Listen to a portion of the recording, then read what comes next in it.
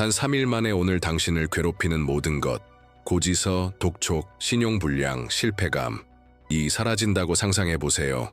눈을 떠보니 당신을 짓누르던 무게가 사라지고 그 자리에 설명할 수 없는 평안이 마음을 가득 채운다면 어떨까요? 이것은 환상이 아닙니다. 성경 속에 숨겨진 약속, 많은 이들이 무시하지만 당신의 재정 현실을 초자연적으로 바꿀 수 있는 비밀을 접할 때 일어나는 일입니다. 오늘 그 영적인 열쇠가 당신의 손에 쥐어질 것입니다. 끝까지 함께하세요. 단 3일 만에 당신의 인생이 완전히 달라질 수 있습니다. 빚은 단지 돈의 문제가 아니라는 걸 느껴본 적 있으신가요? 그것은 단순히 숫자나 이자, 탁자 위의 고지서가 아닙니다. 빚은 영혼 깊숙이 파고듭니다. 새벽녘에 무거운 침묵, 전화벨이 울릴 때마다 조여오는 가슴, 또 다른 독촉일까 두려운 마음, 보이지 않는 쇠사슬을 지고 있는 것처럼 절망이 밀려옵니다. 아이들을 바라볼 때 슬픈 눈빛, 눈물로 드리는 기도 속에서도 말이죠. 많은 사람들은 가난이 단지 잘못된 선택이나 기회의 부족 때문이라고 생각합니다. 하지만 그 이면에는 더 깊고 영적인 문제가 있습니다. 지속되는 부족은 단순한 금전적 결핍이 아니라 꿈을 가두고 문을 닫고 심지어 믿음마저 약하게 만드는 보이지 않는 감옥입니다. 그리고 지금 당신이 마주한 것이 바로 이 끝이 보이지 않는 순환일지도 모릅니다. 아무리 일하고 절약해도 계산이 맞지 않습니다.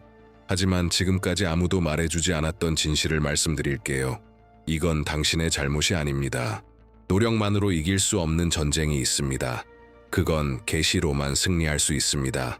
지금 당신이 발견하게 될 것은 단순한 기도문이나 방법이 아닙니다. 이것은 금융 시스템이 깨뜨릴 수 없는 사슬을 끊는 영적인 열쇠입니다. 준비하세요. 당신의 영혼이 지갑보다 먼저 길을 찾게 될 것입니다. 몇 년 전 시골의 한 평범한 남성이 제게 잊을 수 없는 이야기를 들려줬습니다. 그는 말했습니다. 난 할 수 있는 건 다 해봤어요. 지출을 줄이고 도움도 청하고 기도도 멈추지 않았죠. 그런데 진심으로 말씀에 순종하고 그 시편을 3일간 읽었을 때 그때 모든 게 달라졌어요. 그의 목소리는 떨렸지만 눈은 확신에 차 있었습니다. 기적을 직접 본 사람의 눈빛이었죠. 그는 설명할 수 없었습니다.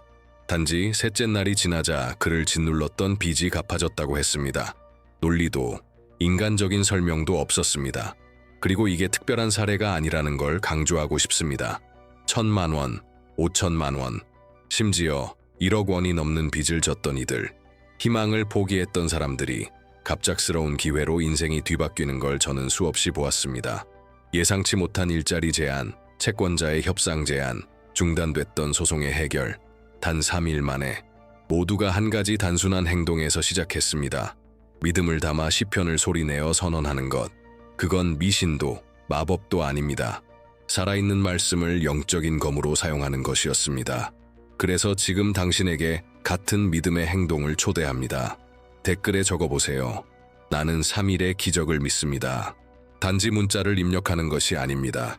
영적인 세계의 선언을 선포하는 것입니다. 당신이 더 이상 억눌려 살지 않겠습니다. 나는 약속을 믿습니다.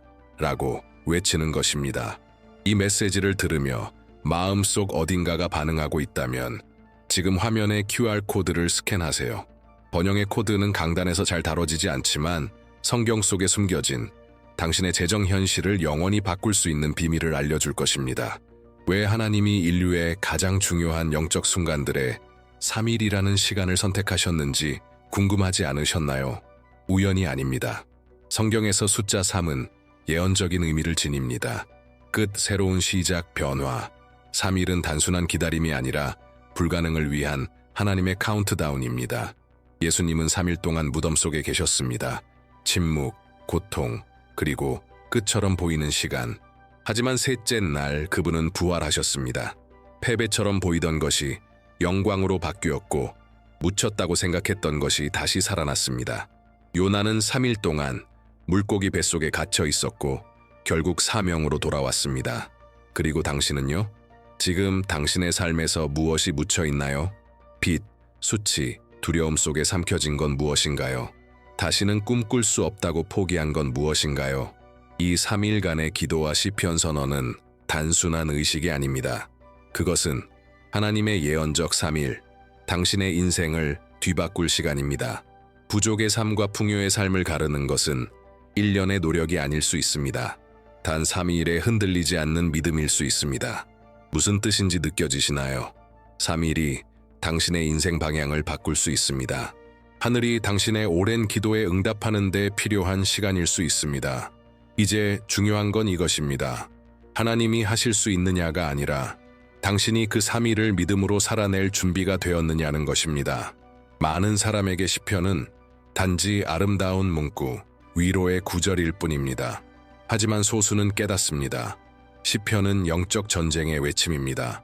믿음으로 선포될 때 시편은 영적 분위기를 바꾸고 적의 전략을 무너뜨리며 하나님의 손을 움직이게 합니다. 다윗은 단지 돌 하나로 골리앗을 이긴 것이 아닙니다. 그는 기도로 단련된 믿음으로 승리했습니다. 왕좌에 오르기 전부터 그는 이미 영적으로는 왕이었습니다. 보이지 않는 것을 믿음의 언어로 다스릴 줄 알았기 때문입니다. 시편은 그 기록입니다.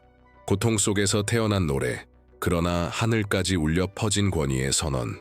믿음을 담아 시편을 읽는 것은 오래된 글을 낭송하는 것이 아닙니다. 그것은 영적인 언어를 작동시키는 것입니다. 보이는 현실과 보이지 않는 세계를 연결하는 도구, 보이지 않지만 가장 날카로운 칼을 휘두르는 것입니다. 성경은 말씀을 살아있고 능력이 있으며 어떤 양날의 검보다 날카롭다고 합니다. 이것은 비유가 아니라 계시입니다. 그렇다면 다윗이 왕과 군대, 거인들을 말씀으로 이겼다면 왜 당신은 부족과 빚, 두려움과 수치를 이기지 못하겠습니까? 동일한 능력이 지금 당신에게 열려 있습니다. 그러나 그 능력은 당신이 확신 있게 선언할 때만 드러납니다. 다윗처럼 기도하고 선지자처럼 선포하며 상속자처럼 살고 싶다면 지금 화면의 QR코드를 스캔하세요. 배원형의 코드는 수많은 이들이 보지 못한 영적 비밀을 드러내며 당신의 기도, 행동, 번영 방식을 근본적으로 바꾸어 줄 것입니다. 수많은 시편 중 한 시편은 너무도 명확한 약속을 담고 있어 마치 하나님이 당신 눈을 바라보며 말씀하시는 듯합니다. 내가 너와 너의 자녀들을 돌보겠다. 너의 식탁에 빵이 부족하지 않게 하겠다. 그 시편은 당신의 성경에 오래전부터 있었지만 어쩌면 지금에서야 그 진정한 능력을 볼 준비가 된 것일지 모릅니다. 그것이 바로 시편 37편입니다. 특히 25절과 26절에는 숨겨진 영적 열쇠가 들어 있습니다. 당신의 재정 인생을 완전히 바꾸는 진리.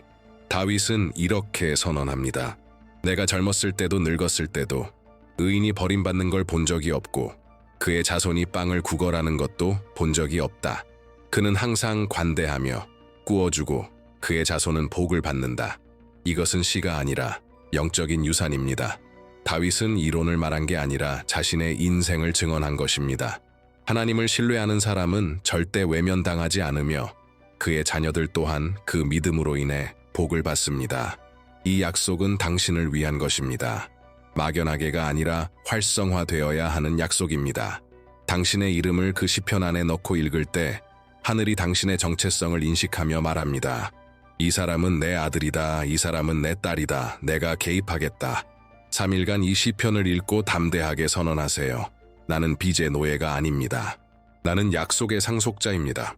단어 하나하나가 검이 되고 반복할 때마다 부족을 베어내며 구절마다 새로운 문이 열립니다. 지금이 당신이 의인으로 일어설 시간입니다. 그리고 하나님의 풍요가 당신을 찾아올 때입니다. 어쩌면 당신은 기적이 은행 장어나 전화 한 통, 뜻밖의 제안으로 나타나길 바랄지도 모릅니다. 물론 그럴 수도 있고 실제로 그런 일이 일어납니다. 하지만 기적의 첫 번째 증거는 외부가 아니라 내부에서 시작됩니다. 하나님은 숫자를 바꾸기 전에 마음을 바꾸십니다. 상황을 바꾸기 전에 영을 만지십니다. 때로는 그 빛보다도 불안감이 더 괴롭지 않나요? 도와달라고 말하는 수치, 쌓인 고지서 앞에 무력감. 하지만 믿음으로 말씀을 선포하기 시작하면 무언가 달라집니다. 불안이 사라지고 심장이 가라앉으며 잃었다고 생각한 희망이 다시 피어나기 시작합니다. 이것이 바로 하늘이 움직이기 시작한 증거입니다. 당신의 마음에 스며드는 그 평안은 연약한 것이 아닙니다. 그것은 사슬이 끊기고 있다는 첫 신호입니다. 그 평안을 느낀다면 기적이 이미 시작된 것입니다. 하나님은 항상 보이지 않는 곳에서 먼저 역사하신 후 현실 속에 드러내십니다. 그러니 이 미묘한 변화를 무시하지 마세요. 그것은 성령께서 당신의 영혼을 정화하시고 공급의 길을 준비하시는 것입니다. 폭풍 전의 고요, 강풍 전의 산들바람, 풍요 전의 평안. 이 메시지를 들으며 뭔가 다른 느낌이 든다면, 희망이 다시 살아나고 있다면 지금 화면의 QR코드를 스캔하세요. 번영의 코드우는 이 내면의 변화와 이미 당신을 위해 하나님이 허락하신 약속을 연결하는 방법을 알려줄 것입니다. 그것이 당신의 기적을 완성하는 마지막 걸음일 수 있습니다. 모든 것이 닫혀 있고 숫자들이 당신을 압도하며 어떤 해결책도 보이지 않을 때, 바로 그때 하나님은 가장 강하게 역사하십니다. 왜냐하면 기적은 인간의 한계를 넘어서야만 일어나는 일이기 때문입니다. 그래서 수많은 간증은 이렇게 시작됩니다. 더 이상 길이 없었습니다. 룰데스라는 64세의 할머니는 남편의 건강을 살리기 위해 만든 3천만 원이 넘는 빚으로 고통받고 있었습니다. 은행은 계속 독촉했고 이자는 달마다 불어났습니다. 그녀는 조용히 울었습니다. 그러던 어느 날 산산조각 난 마음으로 시편 37편을 아침과 저녁으로 3일간 선언하기로 결심했습니다. 그녀는 눈물과 믿음으로 기도했습니다. 그리고 넷째 날 전화가 울렸습니다. 은행 지점장이 말했습니다. 채무의 70%를 탕감해 드릴 수 있습니다. 그녀는 무릎을 꿇고 말했습니다. 이해할 수 없어요. 하지만 하나님은 제 기도를 들으셨어요. 피아우이의 농부 안토니오 씨는 농자재 빚으로 거의 6만 헤아를 지고 있었습니다. 수확은 형편없었고 그의 땅은 압류 위기에 처해 있었습니다. 하지만 그는 믿음을 선택했습니다. 해가 뜨기 전 들판에서 흙 묻은 손으로 시편을 선포하며 믿음 가득한 마음으로 기도했습니다. 다섯째 날 한 상인이 찾아와 미래의 수확을 담보로 현금을 제안했습니다. 그 돈으로 거의 모든 빚을 갚을 수 있었습니다. 그는 말합니다. 운이 아니었습니다. 하나님께서 약속을 지키신 겁니다. 그리고 마리아 클라라는요. 상파울루에 사는 미혼모로 실직 상태에다 9천 헤알이 넘는 마이너스 통장을 가지고 있었습니다. 방법도 힘도 의지도 없었습니다. 오직 믿음과 성경만이 그녀의 전부였습니다. 그녀는 잠들기 전 3일 동안 시편을 반복해서 읽었습니다. 그리고 넷째 날 수년간 중단되었던 노동소송금이 계좌에 입금되었습니다. 그것으로 충분했습니다. 바로 기적이었습니다. 이 사람들은 인맥도 없고 영향력도 없었습니다. 그들이 가진 것은 단 하나, 믿음이었습니다. 단순하지만 끈질긴 믿음. 그들에게 일어난 일이 왜 당신에게는 일어나지 않겠습니까? 혹시 당신은 이렇게 생각할 수도 있습니다. 이 모든 게 그냥 운이 아닌가요? 우연처럼 보일 수도 있죠. 하지만 잘 생각해 보세요. 우연히 빚을 없애지는 못합니다. 우연히 은행 지점장으로 하여금 이자를 면제하게 만들지는 못합니다. 우연히 멈춰있던 소송을 정확한 순간에 해결하게 하지는 못합니다. 우연히 평범한 사람에게 3일 기도 후 필요한 금액을 보내주지는 않습니다. 이건 운이 아닙니다. 목적입니다. 응답입니다. 절망 속에서도 믿기를 선택한 자의 믿음에 하늘이 반응한 것입니다. 이 불가능한 반전들 뒤에는 영적인 패턴이 있습니다. 누군가가 말씀을 권위 있게 선포하고 약속에 자신을 맞추며 믿음으로 행동할 때 보이지 않는 세계에서 하나의 코드가 작동합니다. 그 코드는 바로 언약입니다. 하나님의 신실함에 대한 언약, 성경의 진리에 대한 언약, 그리고 의인은 결코 버림받지 않는다고 약속하신 아버지와의 언약입니다. 이것은 헛된 말이 아닙니다. 영적인 명령입니다. 하늘의 움직임을 끌어내는 선언입니다. 그것은 마치 하늘만이 이해하고 반응하는 소리와 같습니다. 시편 37편을 소리내어 전심으로 읽을 때 단순한 기도를 넘어서 하나님의 나라가 당신의 재정 현실에 들어올 수 있도록 허락을 내리는 것입니다. 우연에는 이런 힘이 없습니다. 믿음에는 있습니다. 믿음으로 선포된 말씀에는 더욱 그렇습니다.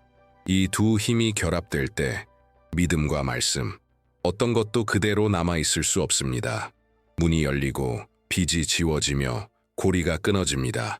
지금 이 메시지를 들으며 마음이 뜨겁게 반응하고 있다면 그것은 우연이 아닙니다. 부르심입니다. 응답은 당신 손 안에 있습니다. 기적은 시간이 아닌 태도에 달려 있습니다. 하늘은 당신의 결단을 기다리고 있습니다. 빚은 단순한 금전 문제가 아닙니다. 그것은 영혼에 직격하는 고통입니다. 언제나 최선을 다해 살아온 사람의 자존심을 조용히 무너뜨립니다. 부끄럽게 만들고 침묵하게 하고 사람들과 단절되게 만듭니다. 가족과 함께 밥을 먹는 평범한 순간조차 숨겨진 죄책감으로 무거워지게 만듭니다. 하지만 잘 들으세요. 빚은 당신의 정체성을 정의하지 않습니다. 빚은 시도하지만 하나님께서 당신에 대해 쓰신 계획을 지울 수는 없습니다. 세상은 당신을 채무불이행자라 부를지 몰라도 하늘은 당신을 상속자라 부릅니다. 세상은 실패자라 말할지 몰라도 하나님은 여전히 당신을 약속을 이룰 전사로 보십니다. 지속적인 가난은 단순한 환경의 결과가 아닙니다. 그것은 종종 영적인 감옥의 반영입니다. 두려움, 수치, 무력감에서 자라나는 보이지 않는 구조입니다. 그러나 이 구조를 깨뜨리는 진리가 있습니다. 당신은 부스러기를 위해 태어난 존재가 아닙니다. 당신은 하늘 아버지의 공급 아래서 살기 위해 태어났습니다. 그리고 이것을 소리내어 선포할 때 시편 37편을 읽으며 의인은 결코 버림받지 않는다고 선언할 때 당신은 단순히 기도하는 것이 아닙니다. 당신의 정체성을 되찾고 있는 것입니다. 영의 세계에 이렇게 선언하는 것입니다. 수치의 삶은 끝났다. 나는 누구인지 안다. 빚을 끊는다는 것은 고지서를 갚는 것 이상입니다. 그것은 평안을 되찾고 목소리를 되찾고 다시 꿈꿀 자유를 되찾는 것입니다. 하나님께서 지금 당신에게 회복시키고자 하시는 것도 바로 그것입니다. 존엄성. 단지 통장에 있는 숫자가 아니라 번영을 위해 부름받았다는 내적인 확신입니다. 이것은 단순히 문장을 반복하는 것이 아닙니다. 온 글을 낭송하는 것도 아닙니다. 기적을 활성화시키는 것은 기계적인 읽기가 아니라 전심을 다한 믿음의 선언입니다. 마치 하늘과 땅의 창조주에게 직접 말하고 있다는 확신으로. 많은 사람들은 성경을 평범한 책처럼 읽습니다.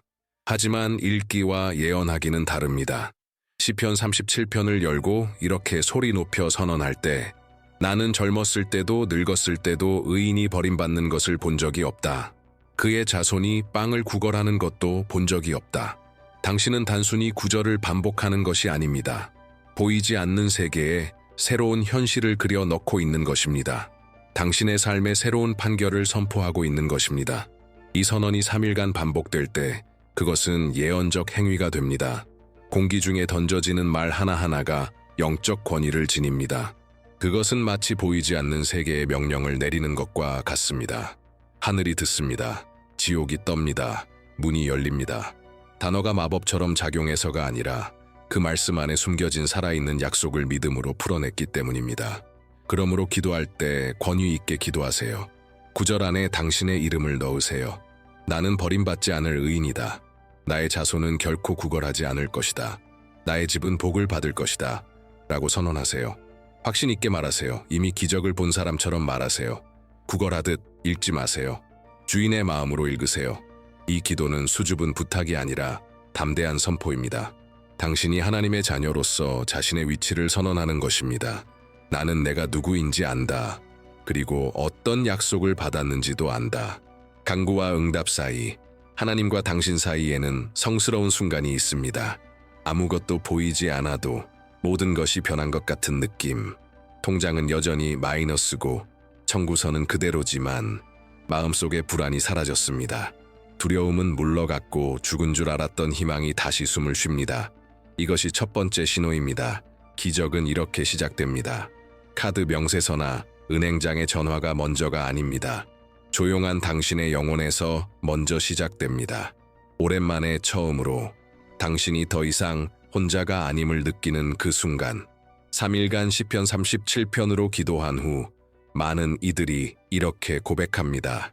말도 안 되는 평안이 찾아왔다고, 설명할 수 없지만 부정할 수 없는 확신이 생겼다고, 하늘이 이미 움직였고 응답이 이미 풀렸다고, 아직 눈에 보이지 않아도 이미 마음을 건드렸다고.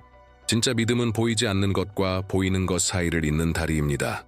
아무것도 변하지 않은 것처럼 보여도 하나님이 이미 역사하기 시작했다는 확신, 지금 당신이 느끼고 있는 이 설명할 수 없는 평안, 이유 없이 피어오르는 희망, 그것은 단순한 감정이 아닙니다. 성령께서 말하시는 것입니다. 내가 여기에 있다. 나는 이미 시작했다. 믿으세요. 외부에서 공급이 오기 전에 내부에서 먼저 태어나야 합니다. 하나님은 단지 돈을 주시려는 것이 아니라 안정감을 주시고 방향을 주시며 영적인 권위를 회복시키고자 하십니다.